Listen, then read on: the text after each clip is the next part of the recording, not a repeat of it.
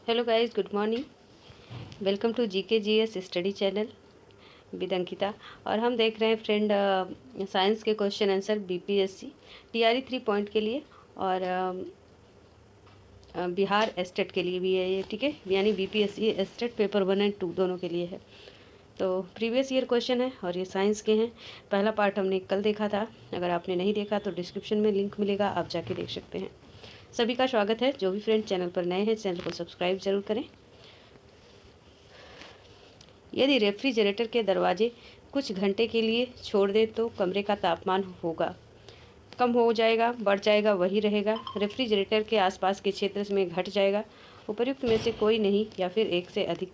तो friend option B is right answer है, बढ़ जाएगा, ठीक है। कमरे का तापमान बढ़ जाएगा, ऑप्शन बी। वैसे कल भी देखा था इस प्रश्न को। नेक्स्ट देखेंगे और ये 2022 का क्वेश्चन है तो बहुत इंपॉर्टेंट हो जाता है आपके लिए।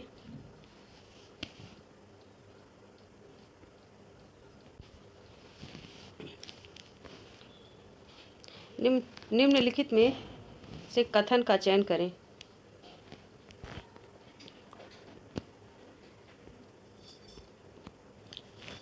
फ्रेंड कपास आप जानते होंगे, गर्मियों में कपड़े के रूप में उपयोग करने के लिए उपयुक्त है क्योंकि यह नमी को अवशोषित करता है।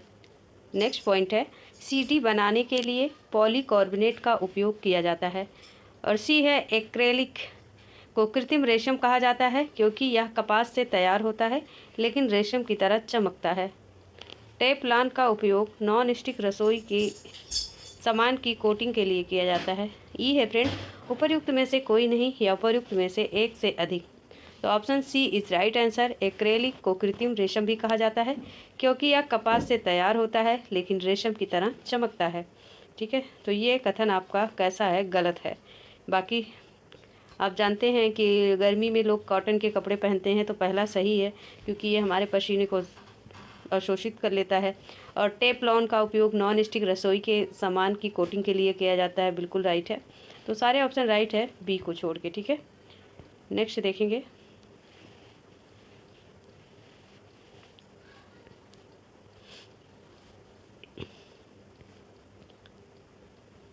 बोलने में तो आज हमको बहुत समस्या है बिकॉज मेरे गर्दन में पता नहीं क्या हो गया फ्रेंड, गले में एक साइड में ऐसे एक साइड मुड़ा नहीं जा रहा, मुझे लग रहा नस ऊपर नीचे हो गई या पता नहीं।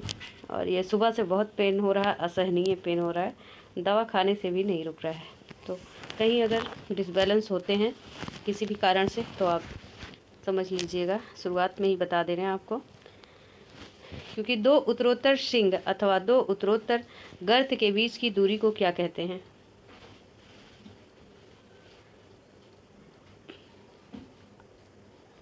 आयाम कहते हैं, तरंग दैर्घ्य कहते हैं, आवृत्ति कहते हैं या उपयुक्त में से कोई नहीं। तो फ्रेंड, जब एक सरल आवर्त तरंग किसी माध्यम से होकर गुजरती है तो एक विशेष पैटर्न की एक निश्चित दूरी के पश्चात पुनरावृत्ति होती है और इस दूरी को क्या कहते हैं? तरंग दैर्घ्य कहते हैं। यानी option B is right answer. Next,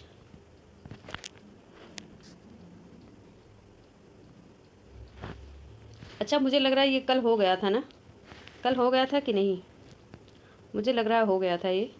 जब प्रकाश के माध्यम से दूसरे में हो जाता है तो निम्न में कौन सा सी नहीं बदलती है? वेग, आवृत्ति, तरंगदैर्घ्य, आवृत्ति या अपवर्तनांक? तो friend option C is right answer, आवृत्ति। जब प्रकाश एक माध्यम से दूसरे माध्यम में जाता है तो वहाँ पे किसकी स्थिति नहीं बदलती है? तो वे आवृत्ति की स्थिति नहीं बदलती है।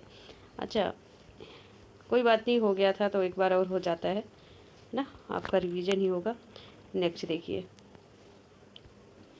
और डियर, आप लोगों से बहुत रिक्वेस्ट है, आप लोग सपोर्ट नहीं कर रहे हैं, सपोर्ट करिए और चैनल को सब्सक्राइब कीजिए, अपने फ्रेंड तक शेयर कीजिए वीडियो को। आप लोग ना देखते हैं ना शेयर करते हैं, ठीक है। पढ़ने में काम आने वाला ग्लास लेंस किस प्रकार के लेंस से बनते हैं? अवतल लेंस, उत्तल लेंस, साधारण या फिर ए और बी? तो option B is right answer, उत्तल लेंस। यानी पढ़ने में काम मतलब जो हमारे चश्मे में लगता है फ्रेंड, वो कौन सा लेंस होता है? तो उत्तल लेंस। और उत्तल लेंस किस लिए लगता है? तो ये दूर दृष्टि दोष को दूर करता है। नेक्स्ट देख रहे हैं। दर्पण के सामने खड़े एक व्यक्ति को अपना प्रतिबिंब अपने से बड़ा लगता है। इसका तात्पर्य है कि दर्पण का प्रकार है अवतल, समतल, उत्तल, बेलनाकार के साथ बाहर के तरफ उभरे हुए या उपर्युक्त में से एक से अधिक। ठीक है, तो option A is right answer होगा अवतल।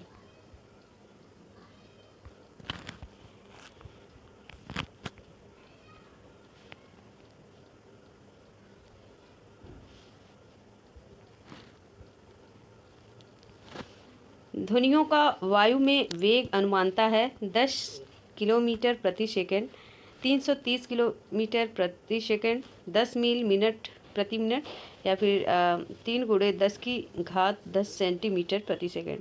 तो option B is right answer, 330 metre प्रति सेकंड। ध्वनि में वायु में वेग अनुमानता कितना होता है? 330 मीटर प्रति सेकंड। आप इसको अगर स्क्रीनशॉट ले सकते हैं तो ले लीजिएगा। देखिए, हाइड्रोजन, समुद्री जल, स्टील, एल्युमिनियम, लोहा, कांच, सबका वेग दिया गया है। आगे देखेंगे, प्रकाश विकिरणों की प्रकृति होती है तरंग के समान, कण के समान, तरंग एवं कण दोनों के समान, तरंग एवं कण किसी के समान नहीं। तो option C is right answer, तरंग एवं कण दोनों के समान। Option C is right answer.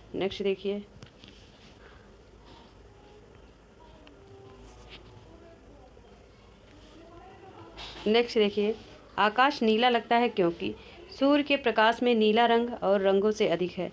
लघु तरंग दीर्घ तरंगों की अपेक्षा वायुमंडल द्वारा प्रकीर्ण होता है। नीला रंग नेत्र को अधिक सुग्राही है। वायुमंडल तरंग दैर्घ्य को लघु तरंग दैर्घ्य की अपेक्षा अधिक अवशोषित करता है।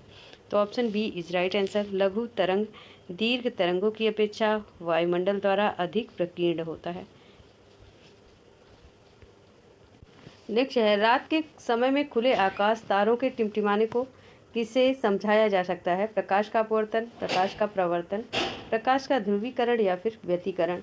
तो option A is right answer, प्रकाश का अपवर्तन। नेक्स्ट है, पानी का घनत्व अधिकतम होता है 100 सेल्सियस पर, 4 डिग्री सेल्सियस और 0 डिग्री सेल्सियस या फिर -4 डिग्री सेल्सियस। तो option B is right answer, 4 degree Celsius पर पानी का घनत्व अधिकतम कहाँ कितना होता है? 4 डिग्री सेल्सियस पर। आगे देखेंगे,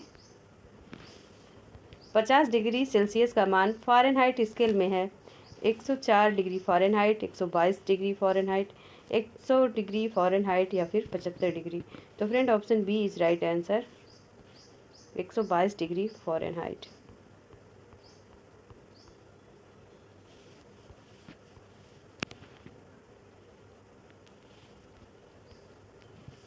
बर्फ का एक टुकड़ा पानी से लबालब भरे बीकर में तैर रहा है। जब पूरी बर्फ पिघल जाएगी तब पानी फर्श पर फैल जाएगा।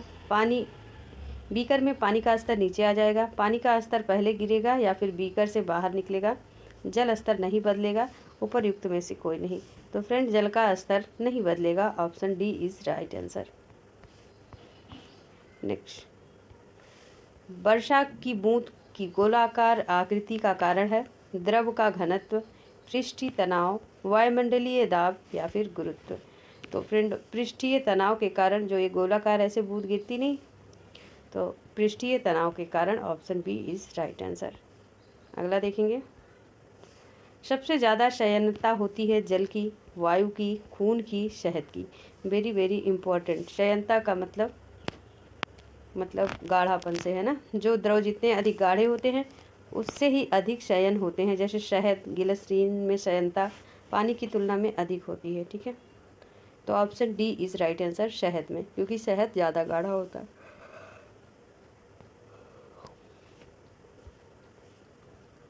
आप देख सकते हैं कितना ताप होता है। जल में 20% होता है और 1.0% शयनता। रक्त में 37% और इसकी शयनता 2.7। शहद में 20% ही होता है लेकिन इसकी शयनता सबसे ज़्यादा होती है, यानी 200। वायु में 0 होता है तो 0.017। ठीक है, आगे देखेंगे अगला क्वेश्चन। 80 नंबर का क्वेश्चन है, महासागर में ऊंची तरंगें कैसे आती हैं? भूकंप से, सूर्य से, तारों से, चंद्रमा से। तो महासागर में ऊंची तरंगें फ्रेंड चंद्रमा से आती हैं? Option D is right answer. अगला क्वेश्चन है, जब एक पत्थर को चांद की सतह पर लाया जाता है तो वह इस द्रव्यमान में बदल जाता है। इसका भार बदल जाएगा परंतु द्रव्यमान नहीं। भार और द्रव्यमान दोनों बदल जाएंगे, ना द्रव्यमान और ना ही भार बदलेगा। तो option B is right answer. इसका भार बदल जाएगा परंतु इसका द्रव्यमान बदलेगा नहीं। ठीक है,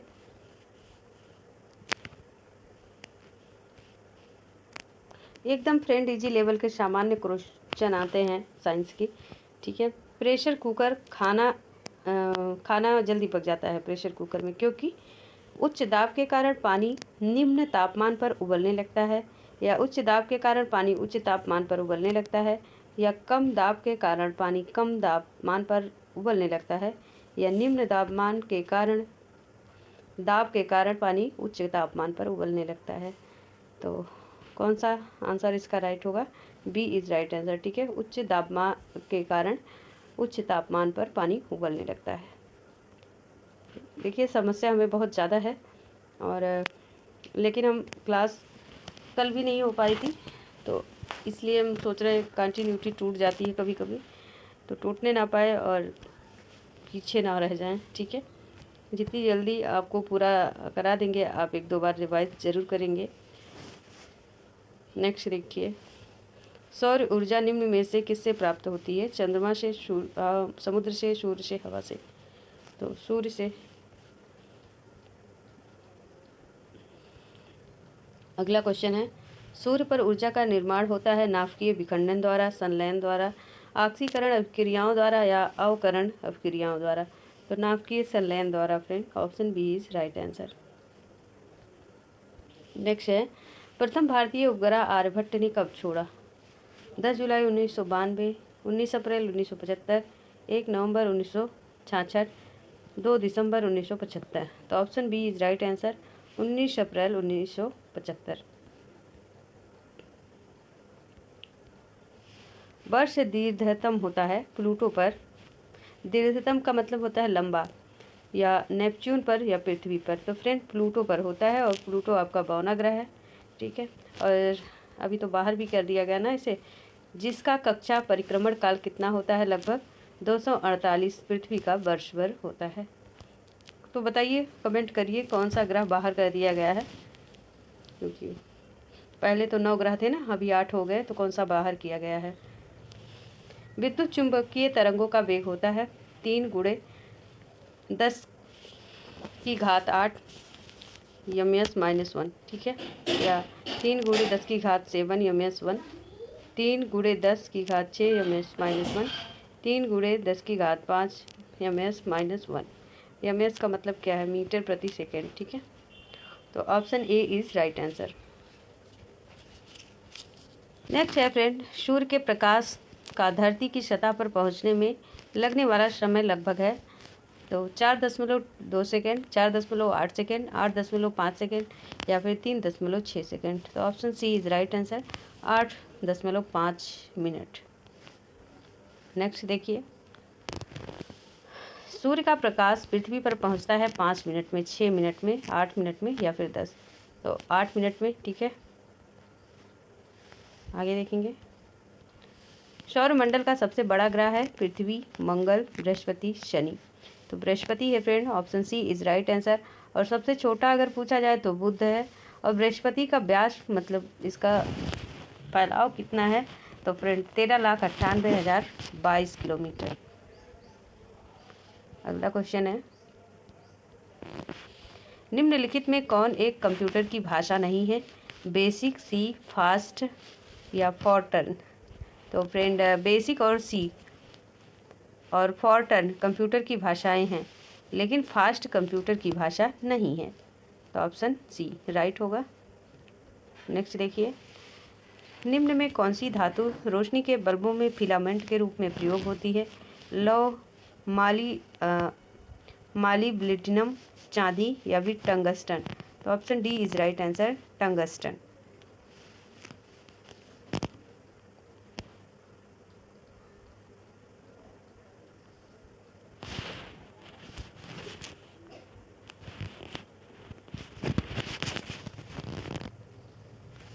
निम्न में से कौन सी धातु अर्धचालक के रूप में ट्रांजिस्टर में प्रयोग होती है? तांबा, जर्मेनियम, ग्रेफाइट या फिर चांदी?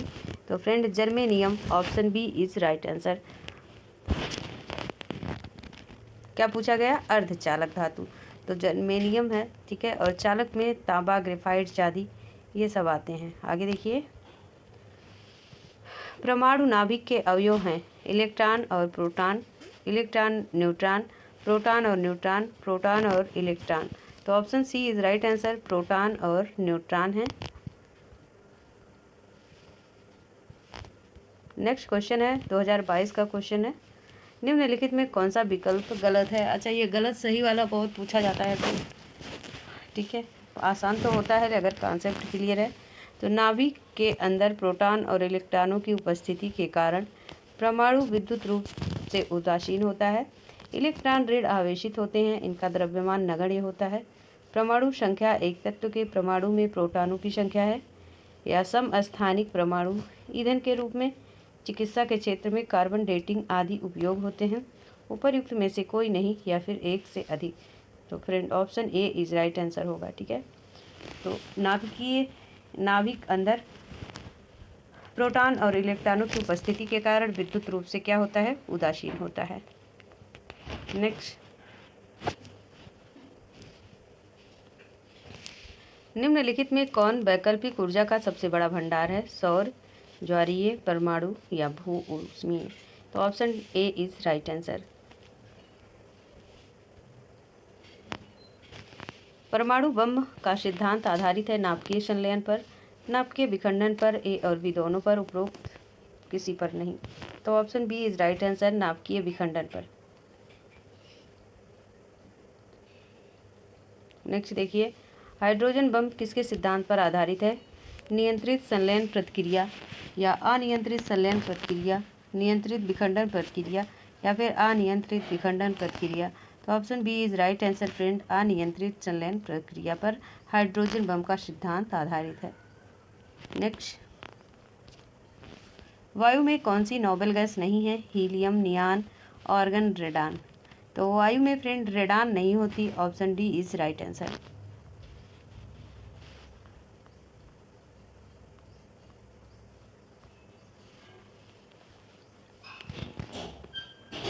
नेक्स्ट देखिए, बिजली की खपत का बिल किसके मापन पर आधारित होता है? वाट, वोल्टेज, लोहा, एम्पियर? तो इसमें से सही क्या है कूट में? तो ऑप्शन ए, केवल ए सही है, वाट में। नेक्स्ट देखिए, निम्नलिखित में सबसे भारी धातु है? तांबा, यूरेनियम, एल्युमिनियम या फिर चांदी? तो फ्रेंड सबसे भारी धातु यूरेनियम है, क्योंकि इसकी परमाणु की संख्या कितनी है? तो 92, ठीक है। और परमाणु भार अगर पूछा जाए तो 238.08। नेक्स्ट देखिए, इंसेंट 2A कब छोड़ा गया था? 4 फरवरी 1975, 18 मई 1974, 10 जुलाई 1992, तो 19 अप्रैल 1975। तो option C is right answer, 10 जुलाई 1992। अभी तक हम भौतिक विज्ञान देख रहे थे यानी फिजिक्स, अब आता है फ्रेंड केमिस्ट्री, ठीक है, यानी रसायन विज्ञान। निम्नलिखित में से कौन सा एक तत्व नहीं है? धातु, अधातु, गैस, उपधातु? तो गैस ये धातु नहीं है। नेक्स्ट, आधुनिक रसायन शास्त्र का जनक किसे कहा जाता है? रदरफोर्ड, आइंस्टीन, लेबोजियर या फिर सीवी रमन? तो आधुनिक रसायन शास्त्र का जनक फ्रेंड लेबोजियर को कहा जाता है, option C is right answer. और लेटेस्ट क्वेश्चन है 19 का ही है, ठीक है। नेक्स्ट देखिए, एक तत्व इलेक्ट्रॉनों और न्यूट्रॉनों की क्रमशः 18 तथा 20 है। इस तत्व का द्रव्यमान संख्या है 22 है क्या, 2 है, 38 है या फिर 20 है?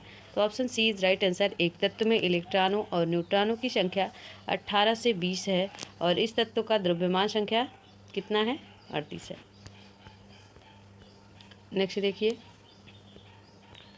एक नाभिक का द्रव्य संख्या है न्यूट्रॉनों प्रोटॉनों की संख्या का योग, न्यूट्रॉनों और प्रोटॉनों का कुल द्रव्यमान हमेशा परमाणु भार से अधिक हमेशा परमाणु संख्या से कम। बताइए। तो फ्रेंड, एक नाभिक का जो द्रव्यमान होता है न्यूट्रॉनों और प्रोटॉनों की संख्या का क्या होता है? योग होता है। अगला देखिए, प्लूटोनियम न्यूक्लाइड के नाभिक में न्यूट्रॉनों की संख्या है 94, 148, 252 या फिर 336। तो प्लूटोनियम न्यूक्लाइड के नाभिक में न्यूट्रॉनों की संख्या 148 है। अगला देखें, एक तत्व के समस्थानिक अलग अलग होते हैं प्रोटॉनों के संख्या में, द्रव्यमान संख्या में, इलेक्ट्रॉनों की संख्या में या परमाणु संख्या में।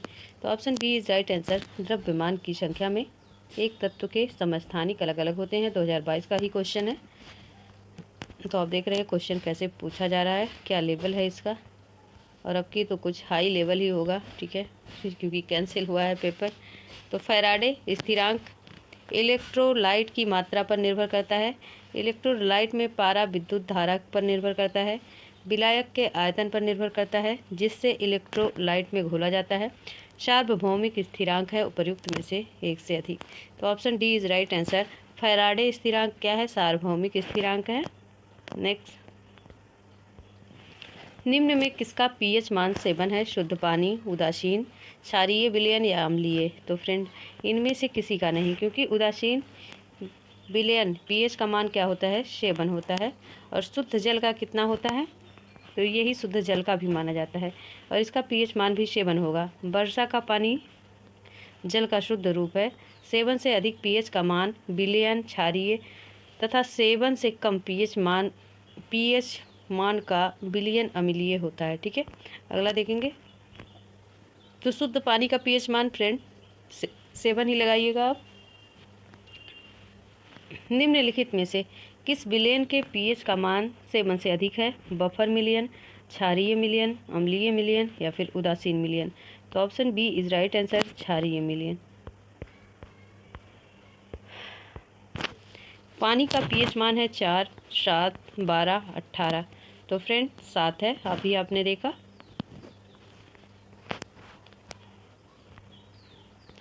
देखिए, साइंस मेरा सब्जेक्ट नहीं है तो हम साइंस नहीं बहुत ज़्यादा समझा सकते हैं आपको, ठीक है। तो अगर आपका सब्जेक्ट है तो आपको आ ही रहा होगा, ये बेसिक लेवल का क्वेश्चन है। एक घोल का पीएच 3 से 6 बदलता है और एच प्लस आयन की सांद्रता 3 गुना बढ़ जाएगी, 3 गुना कम हो जाएगी, 10 गुना कम हो जाएगी या 1000 गुना कम हो जाएगी। तो option D is right answer, 1000 गुना कम हो जाएगी। अगला देखिए, ब्रोमीन होती है रंगहीन गैस है, भूरी, ठोस या अत्यंत ज्वलनशील या फिर लाल द्रव।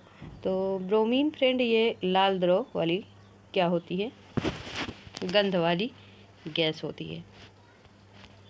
नेक्स्ट अच्छा देख लीजिए इसे। तो ब्रोमीन फ्रेंड लाल रंग का धारित तीक्ष्ण गंध वाला वाष्पित द्रव है ये। और ब्रोमीन का सूत्र पूछे तो Br। परमाणु क्रमांक इनका 35 होता है। यह कमरे के ताप पर द्रव अवस्था में रहता है या अज्वलनशील तथा जल में अल्प विलेय है। ब्रोमीन वर्ग 17 का सदस्य है, ठीक है, जिसे हैलोजन वर्ग के नाम से जाना जाता है। अगर आपसे पूछ ले ब्रोमीन किस वर्ग का सदस्य है तो वर्ग 17 का सदस्य है और ये कम समय के लिए विलीन होता है, जल में अल्प विलेय है, ठीक है। नेक्स्ट देखिए, वेल्डिंग का प्रयोग होने वाली गैसें हैं ऑक्सीजन तथा हाइड्रोजन, ऑक्सीजन तथा नाइट्रोजन, ऑक्सीजन तथा एसिटिलीन, हाइड्रोजन तथा एसिटिलीन। तो option C is right answer, oxygen तथा एसिटिलीन। आगे देखेंगे। तो गैल्वेनाइज्ड लोहे के पाइप पर परत होती है जस्ते की, पारे की, लेड की, क्रोमियम की। तो गैल्वेनाइज्ड लोहे के पाइप पर परत होती है फ्रेंड जस्ते की। Option A right answer.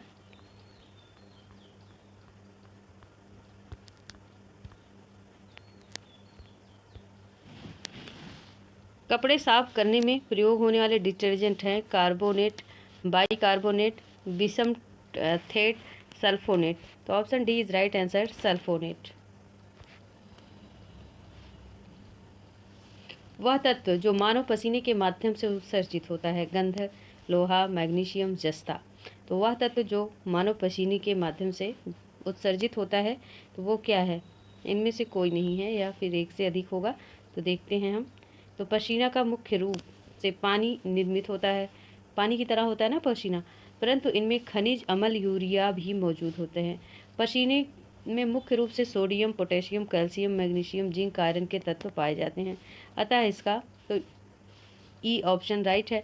तो आप देख सकते हैं सोडियम, पोटेशियम, कैल्शियम, मैग्नीशियम ये सारे पाए जाते हैं, ठीक है। तो इसीलिए ऑप्शन ई है। आगे देखेंगे, नीला थोथा का रासायनिक रूप sodium sulphate, nickel sulphate, copper sulphate, iron sulphate. तो नीला थोथा का रासायनिक रूप क्या है? Option C copper sulphate. अगला, निम्नलिखित में से सबसे भारी धातु सोना, चांदी, पारा, प्लेटिनम।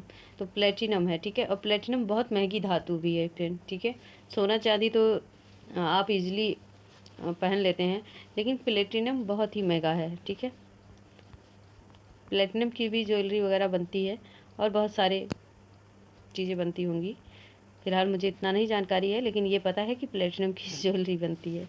आगे देखेंगे 19 नंबर का क्वेश्चन, स्टील एक मिश्र धातु है लोहे और निकिल की, लोहे और क्रोमियम की, तांबे और क्रोमियम की, या लोहे और जस्ते की, या ऑप्शन ई। तो ऑप्शन ई है फ्रेंड। आइए देखते हैं क्यों। क्योंकि दो या दो से अधिक धातुओं के समांगी मिश्रण को मिश्र धातु कहते हैं। तो जो धातु के गुण धर्म को बेहतर बनाते हैं, लोहे के साथ कार्बन, निकेल, क्रोमियम निश्चित अनुपात पर मिलाने पर हमें स्टेनलेस या स्टील प्राप्त होता है, जो कठोर होता है तथा उसमें जंग भी नहीं लगता। जैसे जो हमारे घरों में बर्तन यूज़ होता है फ्रेंड, स्टील का होता है, तो उनमें ये सब धातुएं मिली हुई होती हैं, जैसे कार्बन, निकेल, क्रोमियम, ठीक है। तो उसमें जंग नहीं लगता है। अभी अगर लोहे की ही बर्तन लेते हैं तो उसमें बहुत जल्दी जंग लगता है। या अगर आपके घर में कोई पॉट होगा लोहे का, जैसे खलर वगैरह जिसमें अदरक कूटते हैं, तो आप देखेंगे अगर उसमें अक्सर ही जंग लगा रहता है, उसको साफ़ करना पड़ता है ना। टूटी हुई हड्डियों की रक्षा करने के लिए प्लास्टर ऑफ पेरिस का प्रयोग होता है। यह है बुझा हुआ चूना, calcium carbonate, calcium oxide, gypsum. ये सब बहुत ज़रूरी चीज़ें हैं जानना, ठीक है। अगर आप परीक्षा की तैयारी कर रहे हैं तो ठीक है, अच्छी बात है लेकिन वैसे भी बहुत ज़रूरी है। तो टूटी हुई हड्डियों की रक्षा के लिए किसका प्रयोग होता है? जिप्सम का। Option D is right answer. अगला देखिए, प्लास्टर ऑफ पेरिस का सूत्र बताइए तो CaSO4, CaSO4 H2O, या CaSO4 H2O, या CaSO4 2H2O, ठीक है। तो option B is right answer, CaSO4 2H2O, ठीक है। इसको कैसे पढ़ते होंगे? अगर आप साइंस के स्टूडेंट होंगे तो पता होगा, बिकॉज साइंस हमारा सब्जेक्ट नहीं है, मैं आपको बार बार बता रही हूँ। आगे देखेंगे, लेकिन थोड़ा बहुत जो नॉलेज है वो आपके सामने ही है। एक हाइड्रोकार्बन जिस कार्बन के एक दो परमाणु द्विबंध जुड़े हों कहलाता है एल्केन, एल्कीन, एल्काइन, आयनिक बंध। तो option B is right answer friend.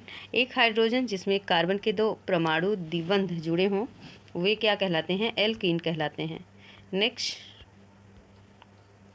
सिरके का रासायनिक नाम बताना है। मेथेनॉल, एथेनॉल, एसिटिक अम्ल, या एथिल एसीटेट। तो friend option C is right answer, acetic अम्ल। 2017 का क्वेश्चन है। नेक्स्ट देखिए, निम्नलिखित में कौन सा अम्ल सिरके में उपस्थित है? हाइड्रोक्लोरिक, साइट्रिक, ऑक्जेलिक, या फिर एसिटिक। सिरके की बात हुई है तभी आपने देखा एसिटिक, ठीक है, एसिटिक एसिड। नेक्स्ट, कार के बैटरी में प्रयोग होने वाला अम्ल है एसिटिक अम्ल, हाइड्रोक्लोरिक अम्ल, नाइट्रिक अम्ल, या फिर सल्फ्यूरिक अम्ल। तो फ्रेंड, कार की बैटरी में प्रयोग होने वाला अम्ल क्या होता है? सल्फ्यूरिक अम्ल होता है। नेक्स्ट देखिए,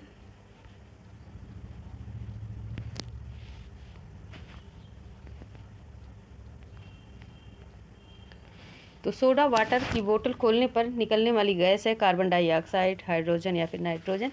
इन्हीं तीनों में आंसर बताइए आप। तो option A is right answer, carbon dioxide. Next देखिए, खनिज मिनरल क्या है, ठीक है। खनिज को ही मिनरल कहते हैं इंग्लिश में। तो द्रव है, गैस है, अकार्बनिक ठोस है या उपर्युक्त सभी है। तो ये अकार्बनिक ठोस है, ऑप्शन बी। अगला क्वेश्चन है, वर्ष 1945 में नागासाकी में गिराए गए बमों में कौन सा विस्फोटक प्रयुक्त किया गया था? सोडियम, पोटेशियम, प्लूटोनियम या फिर यूरेनियम। इम्पोर्टेंट क्वेश्चन है फ्रेंड। तो ये इसमें प्लूटोनियम गिराया गया था। तो 9 अगस्त 1945 में फैटमैन नामक बम नागासाकी जापान में गिराया गया था। इसे प्लूटोनियम का प्रयोग विस्फोटक के रूप में किया गया था। वहीं दूसरी ओर हिरोशिमा पर भी गिराए गए बम लिटिल बाय में विस्फोटक के रूप में यूरेनियम का प्रयोग किया गया था। तो याद रखेंगे, जापान के नागासाकी में प्लूटोनियम और हिरोशिमा पर कौन सा बम गिरा विस्फोटक मिलाया गया था? यूरेनियम। ठीक है, आगे देखेंगे। सबसे अधिक क्रियाशील धातु कौन सी है? सोडियम, कैल्शियम, आयरन या फिर पोटेशियम। तो option D is right answer, potassium है।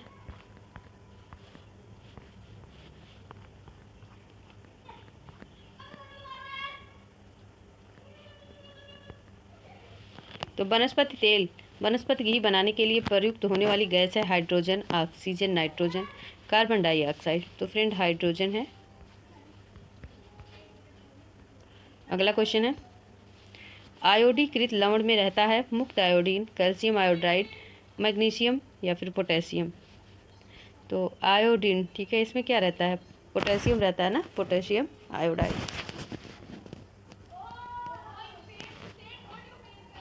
अगला क्वेश्चन है, खाने का नमक NaCl किससे बनता है? कमजोर अम्ल और कमजोर क्षार, मजबूत अम्ल, मजबूत क्षार, कमजोर अम्ल, मजबूत क्षार, मजबूत अम्ल और कमजोर क्षार। तो friend option B is right answer, मजबूत अम्ल और मजबूत क्षार से बनता है। अगला देखेंगे,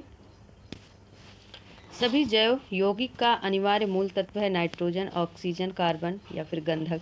तो option C is right answer, carbon है फ्रेंड। नेक्स्ट देखते हैं,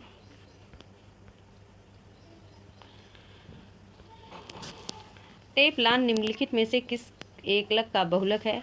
टेट्राफ्लोरोएथिलीन, विनाइल क्लोराइड, क्लोरोफिन या फिर एसिटिलीन डाइक्लोराइड। तो friend option A is right answer, Teflon tetrafluoroethylene. ठीक है, एकलक का क्या है? बहुलक है। नेक्स्ट देखिए, तो बैकेलाइट निम्नलिखित में या निम्नलिखित के संघनन से बनता है? यूरिया फॉर्मेलिहाइड, फिनाल फॉर्मेलिहाइड या फिनाल एसिटाइल्डिहाइड या मेलामिन एंड फॉर्मेल्डिहाइड। बताइए कौन सा सही है? तो option B is right answer, phenol and formaldehyde. ठीक है,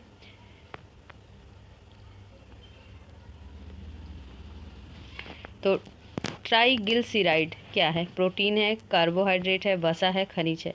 तो फ्रेंड यह एक वसा है, ऑप्शन सी।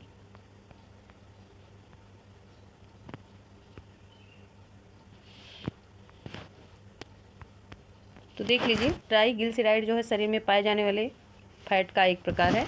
हमारा शरीर भोजन से प्राप्त उपर्युक्त ऊर्जा को ट्राइग्लिसराइड में परिवर्तित करता है और ट्राइग्लिसराइड वसा कोशिकाओं में संचित रहता है। ठीक है, फैट सेल में इकट्ठा रहता है। अगला क्वेश्चन देखिए, तो अगला नहीं, बस अब यहीं तक रख रहे हैं फ्रेंड। 210 पेज कंप्लीट है। ठीक है, आगे कल देखेंगे। आज के लिए इतना ही। थैंक यू सभी को।